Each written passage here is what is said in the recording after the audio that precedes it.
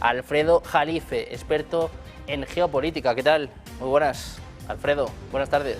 ¿Cómo estás, Sergio? Un placer, a tus órdenes. Bueno, pues encantados de estar contigo en un momento en el que tenemos muchos frentes, tenemos muchas cuestiones que analizar. Llevamos muchos días, muchos meses mirando a Oriente Medio. Si te parece, vamos a volver a mirar a Ucrania con esta amenaza por parte de Zelensky, que habla de una campaña de 40 días de ataques masivos, y con información de la agencia Reuters que habla de una máxima presión sobre Putin. Los halcones que le están pidiendo una respuesta más contundente y que incluso ponen sobre la mesa el uso de armas nucleares. Alfredo, te quiero preguntar por esto. ¿Qué está pasando en Rusia y cuál va a ser la respuesta a estos ataques de Ucrania que están haciendo que la guerra entre en una nueva fase?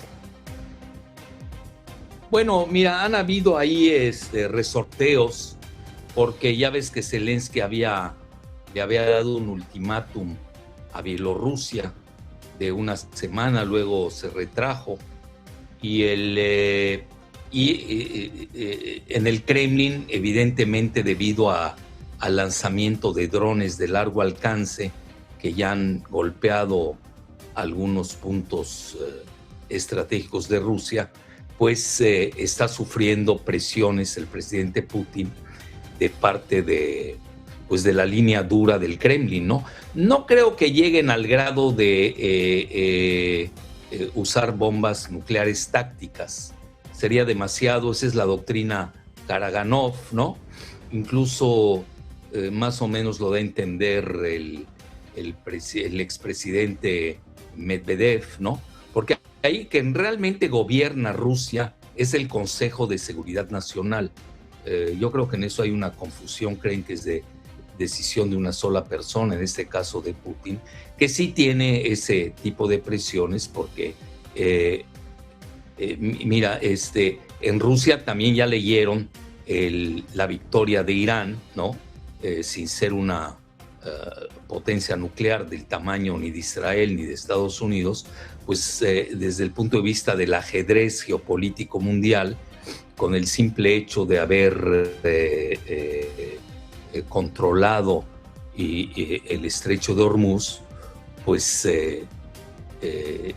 obligó a Trump a apresurar la firma del famoso memorándum de entendimiento Islamabad, que él mismo firmó en Versalles. Lo que sí pudiera hacer Rusia es ya ir más lejos.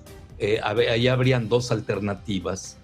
Con armas convencionales no es necesario que use bombas nucleares, al menos esa es mi muy humilde opinión, porque en esta fase del mundo es muy difícil que hoy tengamos a otro Truman, ¿no?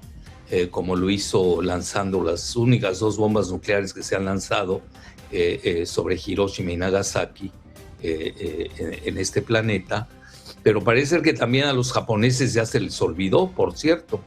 Entonces, pudiera ser aquí, esa es la parte peligrosa, de que una ya golpee directamente, se decida el Consejo de Seguridad Nacional, más que el mismo Putin, a golpear ya de lleno a Kiev.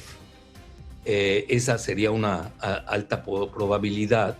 La otra, ya irse más lejos, pero usando bombardeos convencionales, porque Rusia tiene la capacidad de usar armas que no tiene nadie en Occidente, ¿no? Ya sabes, se ha hablado mucho del Oreshnik, se ha hablado mucho también del Sarmat, que incluso le llaman la bomba de Satanás, como su nombre parece ser, se refiere en ruso, y pudiera ser sobre el G3, ¿no? O la E3, como le llaman, que es el grupo de tres de Europa, que es Gran Bretaña, Francia y Alemania, que han sido los que están realmente empujando a Zelensky a llevar adelante esta ofensiva de 40 días, que habría que ver hasta dónde podría llegar, ¿no? Pero en caso de que esto se realice, pues ya de por sí Putin tiene inmensas presiones para hacerlo, pues ahora pudiera ser el momento idóneo de tener unas réplicas duras, más vehementes, ¿no?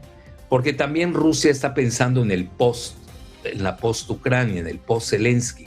Es decir, tampoco conviene ni le conviene invadirla totalmente, porque pues hay una población que no le es adicta, y para qué va a emprender desde el punto de vista logístico una guerra de guerrillas, ¿no?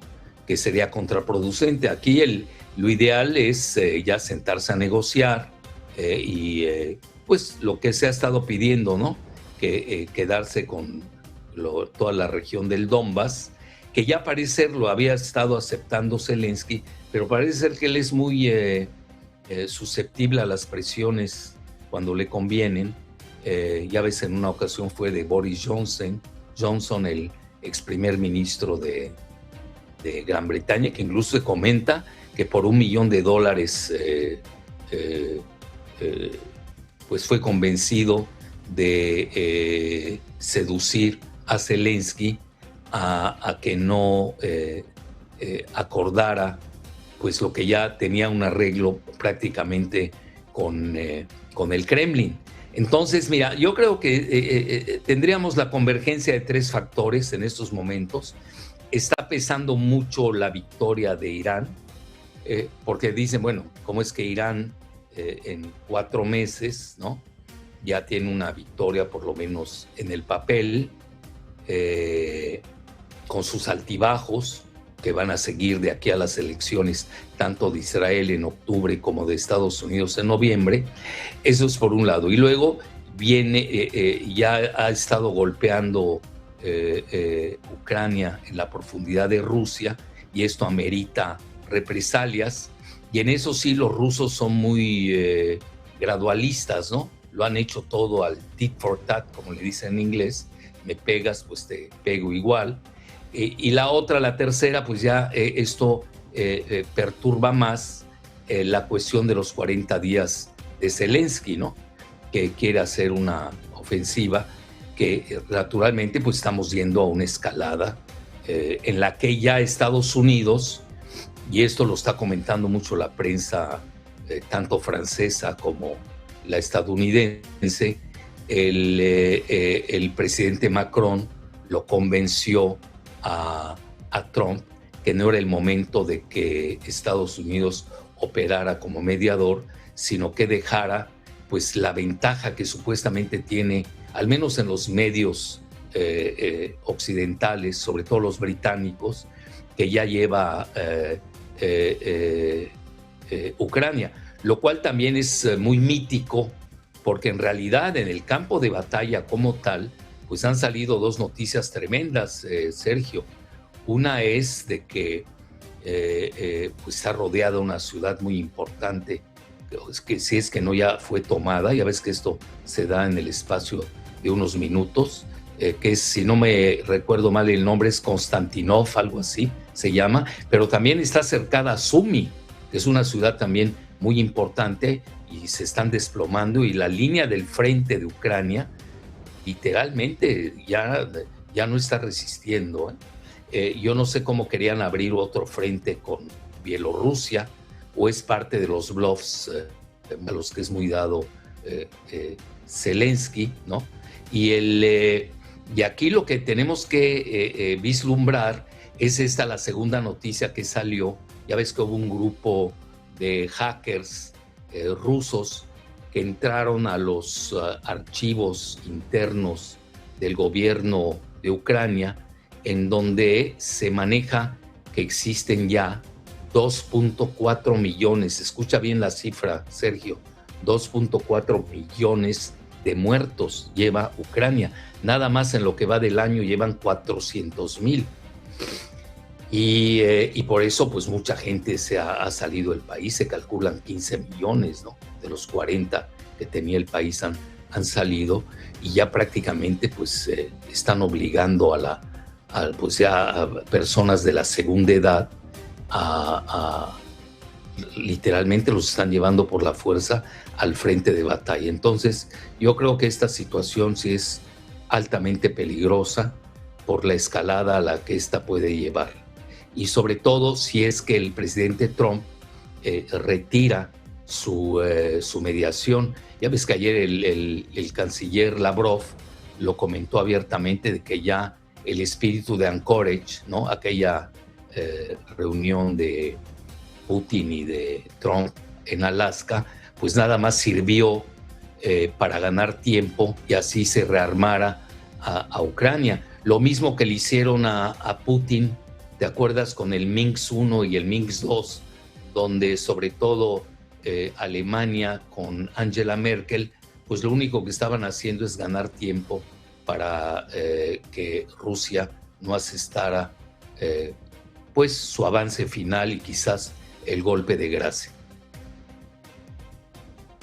Bueno, pues pendientes de Rusia, vamos a seguir mirando a últimas horas. Saben que la mirada está puesta en Venezuela. Estamos muy pendientes de todas las últimas horas, con la ONU hablando de hasta 50.000 desaparecidos y con nuevas noticias de última hora. Y es que se registra un terremoto de magnitud 5,4 al oeste de Puerto Rico. Un temblor de tierra de magnitud 5,4 se ha registrado este viernes a 75 kilómetros al oeste-suroeste de la isla de Mona, entre Puerto Rico y República Dominicana, es lo que informa la red sísmica de Puerto Rico. Según este organismo, el seísmo se ha sentido a eso de las 6:06 hora española, con una intensidad máxima de 2 en Hormigueros, en el municipio en el oeste de Puerto Rico. Aseguran que no hay aviso, advertencia o vigilancia de tsunami para Puerto Rico e Islas Vírgenes. Les contábamos precisamente hace apenas unos minutos un terremoto de magnitud 5.0 en la República Dominicana. Se hablaba, según el Servicio Geológico de Estados Unidos, de un terremoto 5.0 que habría sacudido la República Dominicana este viernes, con una profundidad de 71,3 kilómetros a 58 kilómetros al sur de Boca de Yuma. En este sentido, es ahora mismo Puerto Rico el que está hablando, el que está informando de un temblor de magnitud 5,4, 75 kilómetros al oeste-suroeste de la isla de Mona, entre Puerto Rico y República Dominicana. Según este organismo, el seísmo se ha sentido a eso de las 6:06 hora española, con una intensidad máxima de 2 en Hormigueros. Vamos a estar atentos a todas las últimas horas, pendientes sobre todo de Venezuela, y bueno, pues una vez más lanzando nuestros mejores deseos. Vamos a ir contando el minuto a minuto. Antes, Alfredo, te quiero preguntar precisamente por la situación en Ucrania. Hablabas de una ciudad clave, hablabas de Konstantinovka, mientras en el G7 la semana pasada prácticamente se advertía de una victoria inminente por parte de Ucrania. La situación en el frente sigue cambiando y te quiero preguntar precisamente por esto, ¿no? Ya se habla de Sloviansk y de Kramatorsk. Estamos a punto de que termine el verano. ¿Cómo está la situación en el frente y qué puede pasar en el caso de que Rusia termine tomando esta localidad, termine tomando Konstantinovka? ¿Cómo puede afectar también a la guerra y sobre todo a las conversaciones con Ucrania, que, como decías antes, parecen cada vez más lejanas por las dudas sobre el papel de Estados Unidos, y con Europa, que dice además que ya es parte de este conflicto, que no puede ser tampoco un mediador? Bueno, mira, lo más importante ahorita es la segunda ciudad de Ucrania, la parte occidental, que es Kharkiv, ¿no? Que ya ves, en forma muy rara, ya la había tomado Rusia al inicio de lo que ellos llaman operación especial, y luego, por alguna razón que hasta la fecha se desconoce, yo creo que ahí los engañaron a los rusos con un supuesto arreglo, ¿no? Porque lo que más le interesa en estos momentos al Kremlin es tener el Donbass, ¿no? Que es la región de Donetsk y Lugansk. Porque mira, los rusos tienen su estrategia, que no es invadir totalmente a un país. Eso ya es old fashion, eso ya está muy caduco. Y se ha visto en varios lugares, ¿no? Donde han tenido operaciones tipo en Georgia. Tú recordarás la guerra ahí. Pues hoy ya tiene lo que es Osetia del Sur, ¿no? Que ya es hasta pues ya es un país independiente, pero que todavía pues no es aceptado a nivel internacional. Pero si uno se da cuenta, después de la guerra que se dio entre Georgia y Rusia, pues prácticamente Rusia tiene el 20% del territorio de Georgia, que es la parte más funcional. Lo mismo pasó en Siria en su momento dado, en la costa de ese país, ¿no? Y ahora lo mismo estamos viendo en la parte de Ucrania. La parte funcional realmente es esa, es la de Donbass. A ellos no les interesa llevarse la mayor parte de Ucrania porque pues porque donde están las tierras raras, donde está el litio, donde está el Chernozem, ya sabes, el Chernozem es la tierra negra, así se le conoce, que es la tierra más productiva y la más productiva agrícolamente hablando de toda Europa. Esa parte ya la tiene prácticamente Rusia, y ahí pues quienes sufrieron una derrota financiera tremenda fueron nada menos que BlackRock, porque invirtió mucho en ese aspecto, y también, si no me equivoco, JP Morgan Chase, ¿no? El primer megabanco de Estados Unidos. Entonces ya lo demás tienes la línea del frente. Pues yo creo que aquí también hay noticias encontradas, Sergio, porque al menos la prensa rusa, que no se lee en Occidente por la censura, maneja que prácticamente ya tienen tomada esta ciudad que tú citaste y que pronuncias mejor que yo, que se llama Konstantinov, ¿no? Algo así. Y la otra, la de Sumy, que hoy está prácticamente rodeada. Pero a ellos lo que les interesa, quizás como una opción, es tomar la segunda ciudad, que se llama Kharkiv, que era la que te decía que en forma extraña ya la había tomado Rusia y luego se retiró de ella. Mira, aquí podrían darse daños a nivel de Kiev, porque aquí ya sería un tit for tat, ¿no? Le pegas a Moscú, pues le pego yo a Kiev. Pero mira, lo que hay que ver es de que a Rusia ya no le conviene estar estirando este acordeón, porque también a ellos están apostando el famoso E3, los 3 países europeos que son los que están empujando más a la guerra de Ucrania. Es de que, porque piensan que adentro ya hay disensiones en el seno del Kremlin, y están apostando precisamente a un vuelco de la opinión pública. Entonces aquí están jugando muchos factores, ¿no? Y yo creo que esta semana que viene va a ser determinante. Bueno, pues una semana clave para saber qué sucede con Ucrania, qué sucede con estas conversaciones. Te quiero preguntar también por el papel de Europa. Decía antes, como bueno, hay varios líderes europeos que por fin reconocen que son parte de este conflicto, dicen que no pueden ser mediadores, pero al mismo tiempo siguen intentando golpear a Rusia. Ayer Emmanuel Macron anunciaba que habían interceptado e incautado un petrolero ruso. Starmer también anunciaba lo mismo la semana anterior. Te quiero preguntar, Alfredo, por esto, ¿cuál es el papel de Europa y también qué pueden conseguir, qué buscan bueno, pues con estos ataques a Moscú, ¿no? Con estos ataques a esta supuesta flota en la sombra? Mira, eso es un tema que se ha manejado desde hace mucho, de parte sobre todo del Financial Times, los buques en la sombra. Bueno, igual se manejó en relación a Irán. Esto forma parte de la guerra de propaganda. En ello, precisamente debido a la censura que ya existe de los multimedia rusos en Europa, pues por default está ganando la batalla y la propaganda, sobre todo esos 3 países, por una sencilla razón, porque ellos hablan solos, ¿no? Y no existe una contraparte que los desmienta. Pero si uno lee la prensa, digo, te voy a decir 2 que no tienen que ver directamente en estas batallas, pues lo que dicen los medios de Gran Bretaña, de Francia y de Alemania, pues no son cotejados ni por India ni por China, que yo suelo consultarlos cotidianamente.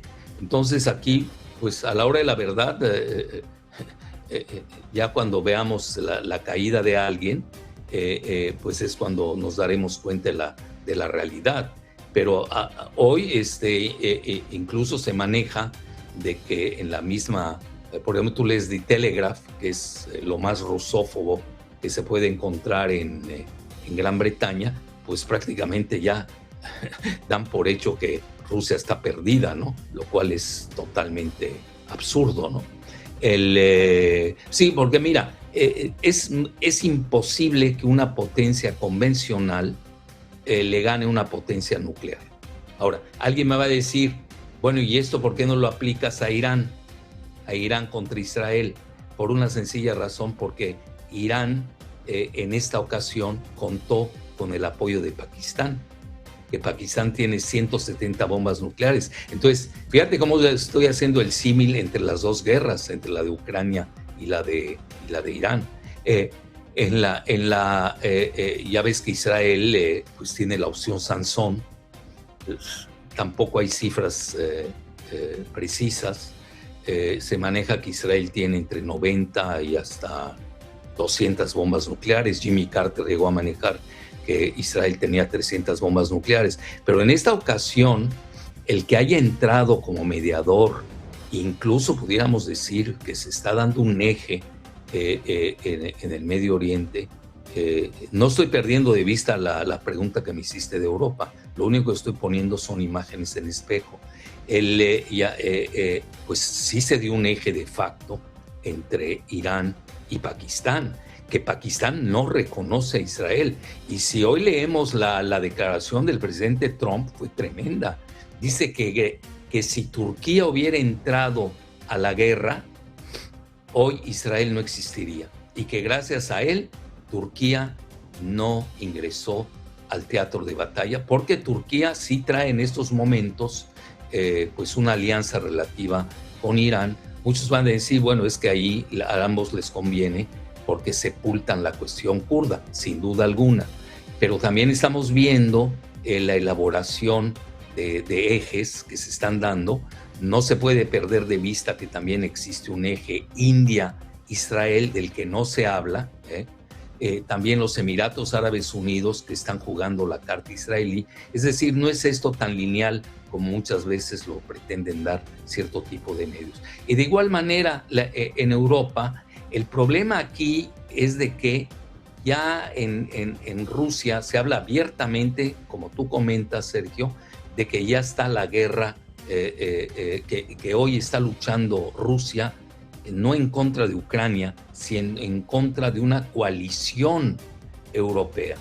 E incluso ya ves que el el Ministerio de Defensa de Rusia ya sacó una lista de todos aquellos países con sus respectivas fábricas que le están proporcionando drones a Ucrania y que son con los que está golpeando Ucrania con la profundidad ya de Rusia. Entonces, aquí una lectura pudiera ser de que ya está preparando Rusia y sobre todo el Ministerio de Defensa, que es menos politizada que una cancillería que maneja Lavrov, que es un artista de la diplomacia. Es diferente aquí los ministerios de defensa y sobre todo el ruso, pues es mucho más vehemente y pues como que estaría preparando a su opinión pública para realizar bombardeos convencionales sobre estas fábricas que se encuentran en varios países de Europa. Yo creo que sí, al menos en la retórica sí se ha calentado el frente, pero mira, si no se calenta el 2026, en Rusia ya dan por hecho de que en 2030 viene la guerra entre Rusia y estos famosos E3, que son Gran Bretaña, Francia y Alemania. Pero aquí yo también colocaría un asunto de primer orden, ¿no? Oye, vienen las elecciones también. De aquí al 2030 no se ve que ni Merz, que es muy impopular en Alemania, y el Macron, que es tan impopular como lo es el mismo Merz, puedan tener un éxito en el teatro de batalla ya electoral, como ya vimos que la debacle que acaba de sufrir, y a nivel electoral del mismo Partido Laborista lo acaba de tener nada menos que Starmer. Entonces, también los rusos estuvieron jugando un poco a la cuestión de los resultados electorales internos, y hoy, pues, Europa también juega en contraparte a que alguien haga una travesura en contra de Putin allá en el Kremlin. Pero ahora ya el tiempo ya no le conviene a Rusia, a mi juicio, porque ha dejado ya se está pudriendo esta situación, se está gangrenando, y parece ser que sí hay tensiones incluso en el seno de la opinión pública rusa, de las élites, ¿no? Ya ves lo que dice Alexander Dugin, que es el ideólogo del ejército, el mismo Karaganov, el mismo Medvedev, etcétera, donde ya están exigiendo mano dura de Putin. Aquí lo que hay que tomar en cuenta también, Sergio, es de que Putin no solamente juega a la política doméstica y a la europea, tiene que tomar en cuenta también el no llegar a una guerra nuclear con Estados Unidos, y que tampoco China la desapruebe. Desde China y de Estados Unidos, veo que en el chat están preguntando cuántas víctimas hay. Vamos a contarles lamentablemente una última hora. Les decíamos que seguimos mirando a Venezuela y les contamos que asciende a 920 el número de muertos en el terremoto de Venezuela. El balance de víctimas mortales por los devastadores terremotos que han sacudido el norte de Venezuela aumenta a 920. Es lo que está contando en estos momentos el presidente de la Asamblea Nacional, Jorge Rodríguez. Señala que las labores de búsqueda y de rescate continúan en las zonas más afectadas, donde equipos de emergencia nacionales e internacionales trabajan de forma ininterrumpida para localizar a supervivientes entre los escombros. Advierte que el número de fallecidos podría aumentar en las próximas horas debido a la magnitud de la tragedia. Las autoridades mantienen desplegados miles de efectivos de protección civil, bomberos, fuerzas armadas y personal sanitarios en Caracas, La Guaira y otras regiones afectadas por los sismos, mientras continúan las tareas de asistencia a los damnificados. La ONU cifra en 50.000 los desaparecidos, mientras Venezuela reitera el llamamiento a la población a seguir las indicaciones de los organismos de emergencia y evitar desplazamientos innecesarios. Vamos a escuchar a Jorge Rodríguez, el presidente de la Asamblea Nacional, actualizando el balance de fallecidos. Y sin descansar y sin dormir ni un minuto, casi sin comer y casi sin hidratarse, están llevando a cabo los cuerpos de rescate venezolanos y de solidaridad internacional. La mayoría en Caraballeda, en Macuto, en Los Corales, la mayoría en Catialamar, en el sector Playa Grande. Son los sectores de La Guaira que están brutalmente afectados por la acción de los terremotos, pero estamos afortunadamente en todos los puntos en los que se presentó una afectación de ese nivel. Afortunadamente, de las primeras cosas que se hicieron en las primeras horas después del terremoto fue despejar las vías. Yo quisiera recordarles que en otra tragedia que sufrió el estado de La Guaira, como fue el caso del deslave del año 99, las vías se mantuvieron tapiadas incluso por varias semanas. Fue muy difícil, por la razón de la montaña, haberse desplazado hacia el mar. Fue muy difícil el acceso precisamente a zonas como Caraballeda, Macuto y más allá, hacia Nare y hacia los Caracas. En este momento la vía está completamente despejada por la acción del gobierno venezolano hasta los Caracas, y eso nos... Atentos a los mensajes que llegan desde Venezuela. Jorge Rodríguez actualizando el número de fallecidos, que desgraciadamente está aumentando hasta las 920 personas. Vamos a seguir mirando a Venezuela, vamos a seguir deseando todo lo mejor de cara a las próximas horas, que son decisivas sobre todo para remover los escombros, para encontrar a los supervivientes. Antes, bueno, vamos a seguir mirando a más asuntos, no desde luego más importantes que este. Alfredo, te quiero preguntar también por la situación en Oriente Medio, con Trump, que lanzaba de nuevo un mensaje en las redes sociales. De nuevo, casualmente, un viernes, Trump acusa a Irán de violar el alto el fuego. Dice que 4 drones han tenido lugar, se han disparado en Hormuz, y uno de ellos ha impactado a un buque de carga. Acusa a Irán de violar el alto el fuego, aunque eso sí, News Nation informa de que las conversaciones siguen en pie. Te quiero preguntar por esto, ¿qué está pasando en torno a Irán? ¿Cómo ves las conversaciones, esta tregua de 60 días y estos mensajes de Trump que habla de una violación del alto el fuego? Mira, todo eso es esperado. Hoy la bolsa, ya que tú comentaste que también es el cierre, ¿no? Ya ves que Trump, cuando cierra la bolsa en Estados Unidos, se vuelve más bélico.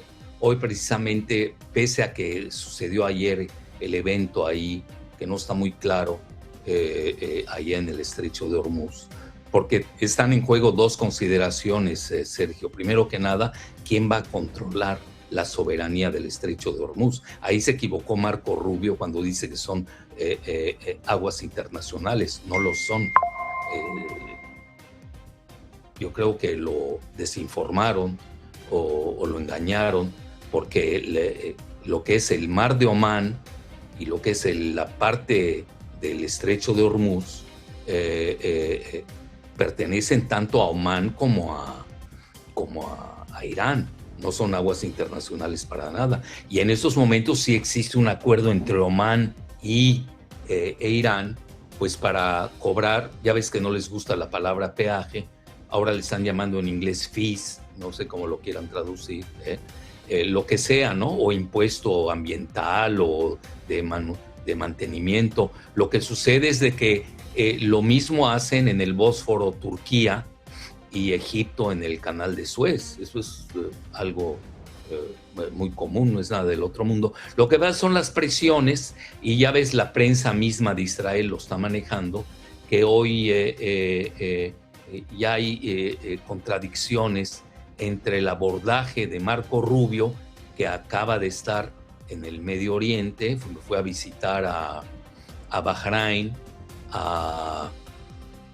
Kuwait y a Emiratos Árabes Unidos, que Emiratos Árabes Unidos, pues prácticamente, lo ha comentado el mismo Israel, pues son sus grandes aliados, ¿no?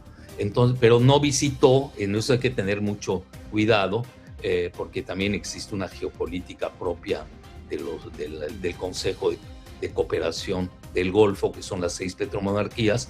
No visitó ni Arabia Saudita, ni Qatar, ni Omán. Y hoy Omán abiertamente está manejando de que ellos sí piensan cobrar los famosos fees, como le quieran llamar en inglés, o el peaje, ¿no? Lo cual pues ya tiene un acuerdo de protocolo con Irán. Yo creo que eso es lo que está en juego. Marco Rubio, que no es ningún secreto, lo comentó el mismo presidente Trump cuando los dos compitieron por la nominación del Partido Republicano.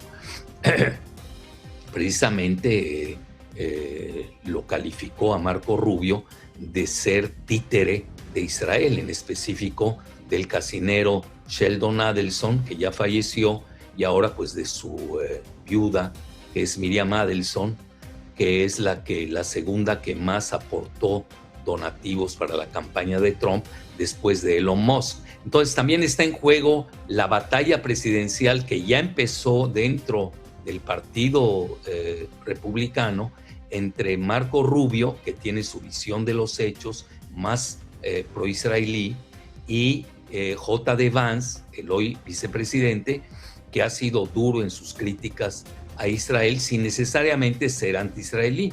Él mismo lo ha comentado, que criticar a Netanyahu y a las políticas de Israel no necesariamente hacen de que él sea antisemita, que no lo es. Y tan es así, pues que él ha sido muy cercano a estos grupos de Silicon Valley, de inteligencia artificial. Uno de ellos es de Peter Thiel, que su segundo de a bordo pues es un israelí. Entonces, todas esas cosas, fíjate cómo se han estado, cómo han tenido metástasis, ¿no? Estas situaciones del estrecho de Hormuz, porque ya entraron en juego las elecciones tanto de Israel como de Estados Unidos. Y fíjate, ya ni siquiera las intermedias de Estados Unidos, que son para noviembre, en donde ya vimos que ahí ganaron, sobre todo en el Partido Demócrata, los partidarios anti-israelíes y pro-palestinos del eje de AOC, Alexander, ¿cómo se llama? Ocasio-Cortez, la puertorriqueña, de Bernie Sanders y del alcalde Mamdani, donde ahí pierden todos los, en las primarias del mismo Partido Demócrata, pues ganaron los progresistas, que así se les llaman, que son anti-israelíes. Entonces, y ya ves que también acaba de destapar el Financial Times, nada menos que a Raham Israel Emanuel, que fue alcalde de Chicago, aliado de Obama y embajador en Japón de Estados Unidos, y él abiertamente pide que ya pese a que él incluso fue veterano en el ejército israelí, pide que se cese toda la ayuda a Israel por una razón, porque en el Partido Demócrata prácticamente el 80%, son estadísticas de Pew Research, están en contra de la política de Netanyahu y de Israel y de los talmúdicos que son Bene Gvir, el ministro de Seguridad, y Bezalel Smotrich, que es el ministro de Finanzas, y aquí tenemos también de que en el Partido Republicano el 60% ya empieza a despertar en contra de Israel, y ya se nota una alianza, que eso es muy importante, quizás pudiera ser el candidato a ser vicepresidente por el Partido Republicano, nada menos que Tucker Carlson, que tú lo ubicas muy bien, Sergio, que es el comentarista más cotizado en Estados Unidos, con el mayor rating, aunque unos dirán, bueno, es que acaba de renunciar al Partido Republicano, sí, pero eso le da rating, y lo mismo había pasado con Elon Musk, ¿te acuerdas? Cuando rompe con Trump y quería formar su tercer partido, y al final del día, pues hoy trae una alianza con J.D. Vance. Entonces, todo esto, a mi juicio, lo que estamos viendo con lo que acaba de comentar el presidente Trump, que a él también le encanta amarrar navajas entre sus propios partidarios para controlarlos mejor, porque así juega un día la carta israelí, el otro día juega la carta iraní, que no necesariamente es la carta de J.D. Vance, como ya lo acusa abiertamente, por ejemplo, un influencer que es íntimo de Netanyahu, que se llama Ben Shapiro, dice que J.D. Vance es proiraní. Eso es lo más absurdo que uno puede escuchar, ¿no? Lo que pasa es que J.D. Vance sería más MAGA, regresaría al MAGA, al Make America Great Again, y no estaría a favor del MIGA, ¿no? Que es el Make Israel Great Again, y menos ahora cuando se está dando cuenta el mismo Partido Demócrata que una carta triunfadora es estar en contra de Netanyahu y la política de sus ministros talmúdicos extremistas, como son Bene Gvir y Smotrich. Como vemos, ya no solamente estamos en las elecciones de noviembre, Sergio, sino que se adelantaron 2 años antes la batalla por las nominaciones tanto del Partido Demócrata como del Partido Republicano. Pero no quiero dejar de lado de que hoy supuestamente en el Partido Demócrata sigue siendo puntero el gobernador de California, que es Gavin Newsom, que ya ves, él trae una alianza con la perdedora Kamala Harris. Pues pendientes de Estados Unidos, vamos a mirar precisamente informaciones de última hora, pendientes de Venezuela. Por cierto, les contábamos hace apenas unos minutos el balance de fallecidos. Jorge Rodríguez, al que han escuchado en directo en esta señal, anunciaba 920 muertos y 3.360 heridos. Es lo que actualiza en estos momentos la autoridad venezolana. Vamos a mirar a Estados Unidos. Les contábamos que estábamos pendientes de los señales que nos llegan por parte de la Casa Blanca. Marco Rubio, el secretario de Estado de Estados Unidos, anuncia un acuerdo marco entre Israel y el Líbano. Después de las conversaciones mantenidas en Washington, se habla de 4 días de conversaciones, de posturas muy alejadas que, según Estados Unidos, según Marco Rubio, acaban de acercarse. Dice Rubio que todavía queda mucho trabajo por delante, y ojo, porque el Departamento de Estado de Estados Unidos abre una señal para los próximos minutos, a las 7:30, bueno, ya va un poquito tarde, en la que se espera esta firma del memorando de entendimiento del acuerdo marco entre Israel y el Líbano. A todo esto van a ver también la imagen de Donald Trump, que está a punto de comparecer también. Vamos a mirar enseguida a lo que está sucediendo entre Israel y el Líbano. Vamos a estar muy atentos de esa señal, pero antes, Alfredo, te quiero preguntar precisamente por esto. Israel y Líbano firmando en estos momentos un acuerdo marco. Mira, yo creo que cada quien ya tiene su acuerdo. Vance tiene el propio que armó, ¿no? Con Irán, y ahora Marco Rubio tiene su propio acuerdo con el Líbano, pero me van a perdonar, lo del Líbano está totalmente ligado al acuerdo con Irán. Hagan lo que hagan, maroma que quieran hacer. Estamos hablando, el Líbano, si nos vamos a su demografía religiosa, eso lo dice Alastair Crooke, que conoce muy bien la región, el ex canciller británico, habla de un 40% de chiitas.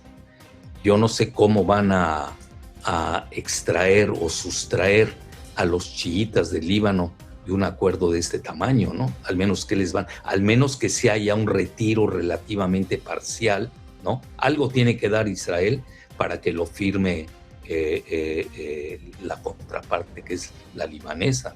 Yo no veo ahorita cómo firmarían sin un retiro por lo menos parcial del Líbano, que yo creo que sí lo aceptaría sotto voce Irán. Ahora, pero de que están ligados ambos, tampoco hay que perderlo de vista. Lo que pasa es de que a Trump y Estados Unidos les conviene más los acuerdos bilaterales, donde ellos pues tienen un peso tremendo, que un acuerdo integral en donde Irán participe con sus aliados en el Líbano, que es Hezbollah, con sus aliados de Hamas en Gaza, y ya no se diga con sus aliados de Ansar Allah en el Yemen. Pero esa disociación de querer hacer dos acuerdos separados, cuando la cláusula 1 del memorándum de Islamabad, que es el que gestó y negoció J.D. Vance, sin perder de vista que ahí estaban nada menos que el yerno de origen israelí de Trump, que es Jared Kushner, y el otro, su socio inmobiliario, Steve Witkoff, que también es israelí, ¿no? Y en esta ocasión, seguramente te habrás dado cuenta de ello, Sergio, el presidente Trump envió a su otro yerno, que está casado con su hija Tiffany, ¿no? Que es de origen libanés, es Michael Boulos, ¿no?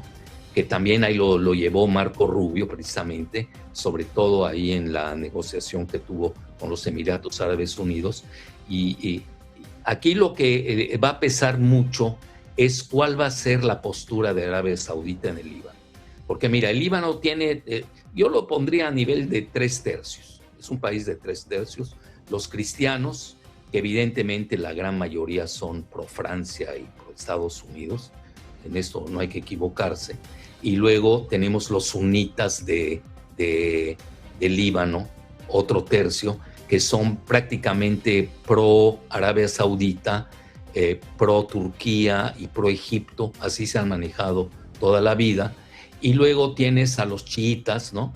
Que también es otro tercio, si es que no llegamos al 40%, como dice Alastair Crooke. Pero aquí lo interesante de los chiitas es que además del grupo que tiene del Hezbollah, que es la milicia de esa comunidad, también tiene un grupo político muy importante que se llama el partido Amal, que quiere decir esperanza, y que lo maneja el presidente del Parlamento, Navi Berri, que es más político. Es como los guardianes de la revolución iraní, y ya sabes, la prolongación diplomática, que es Galibaf, el presidente del Parlamento de Irán, y Araghchi, que es el canciller de Irán. Y yo estoy viendo más o menos esa misma imagen en el espejo en el Líbano, pero no veo cómo, al menos que lo acepten la parte del partido chiita de Navi Berri y su grupo político que se llama Amal, yo no veo este acuerdo cómo pueda ser implementado a la hora de la verdad. Pueden hacer 1000 ceremonias, firmar, etcétera, etcétera, pero ya la implementación no es tan sencilla. Que por cierto, yo mañana viajo al Líbano, a ver cómo me va, Sergio. Espero llegar al aeropuerto por lo menos. Desde luego, que te vaya bien, Alfredo. Vamos a mirar precisamente la señal en directo. Les decíamos que estaban a punto de firmar un acuerdo marco, Israel y el Líbano, y vamos a conectar con el Departamento de Estado de Estados Unidos esta ceremonia de firma con el embajador israelí, que dice que el marco trilateral se basa en el desempeño. Marco Rubio dice que queda mucho trabajo por delante. Mira, en este momento histórico, así firman el acuerdo Israel y el Líbano, con presencia, por supuesto, de Estados Unidos.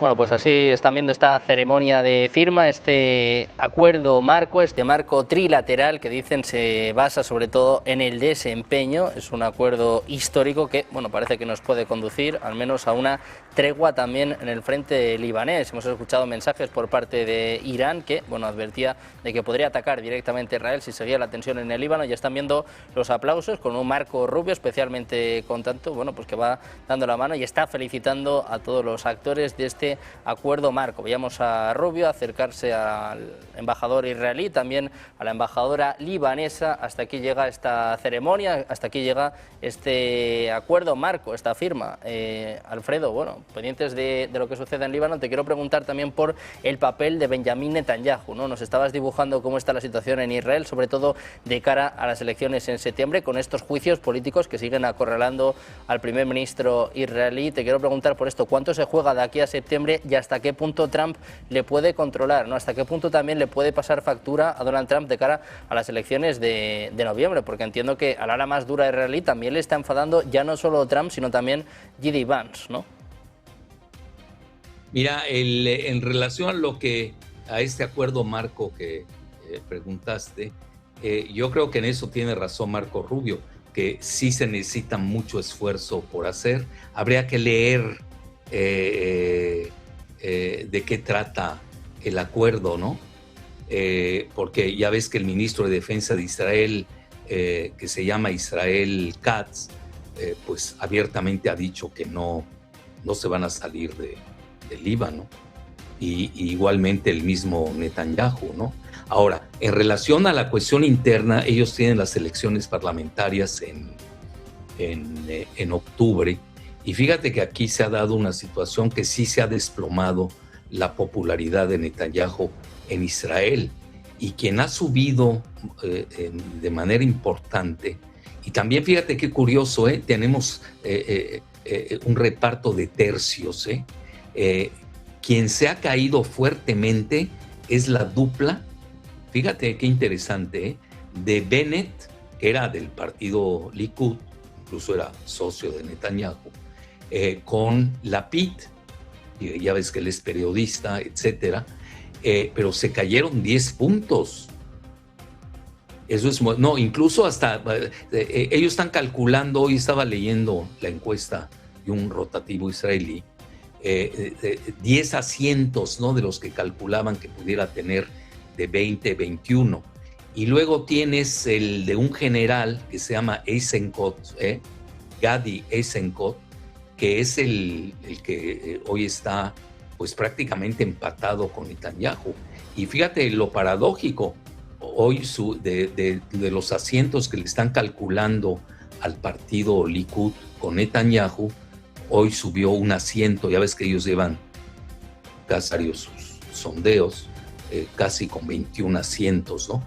Entonces, por un asiento está llevando todavía Netanyahu la mayoría allá en el Knesset, que es el Parlamento israelí. Entonces, de aquí a octubre, pues imagínate todas las situaciones que van a tener, todo lo que va a repercutir. Va a repercutir la cuestión del Líbano, la cuestión de Gaza. Bueno, eso es, en Israel eso es la gran mayoría de los votantes, pues son antipalestinos, hay que decirlo abiertamente.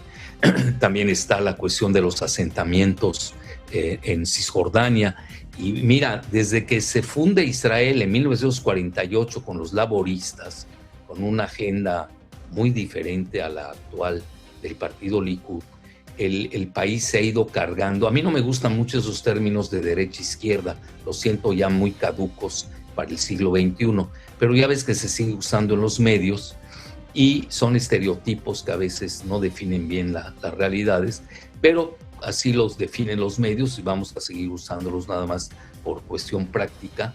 El país se ha ido cada vez cargando, ya no a la derecha, sino a la extrema derecha. Hoy el mismo partido Likud está quedando rebasado por este grupo de talmúdicos celotes, así se les conoce, que son la dupla de Beni Gvir y de Smotrich. Entonces, si hay un cambio en el giro, yo diría que si hay un cambio que está yendo de un extremo al otro, la opinión pública en Israel.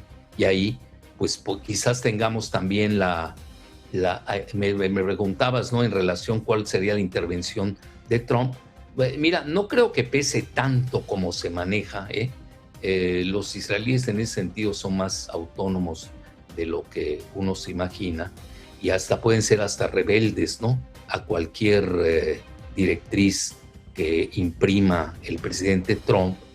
Y yo no perdería de vista, al menos es mi impresión, de que este general Eisenkot, ¿no?, pudiera ser el candidato oculto del presidente Trump. Bueno, pues muy pendientes del presidente Trump y mirando también a su relación con Israel, pendientes también de las elecciones que tendrán lugar en septiembre. Alfredo, te damos las gracias, como siempre, como todos los viernes, por estar con nosotros en esta hora contigo. Un placer, como siempre, aprender de ti. Muchísimas gracias. Abrazo, lo mejor.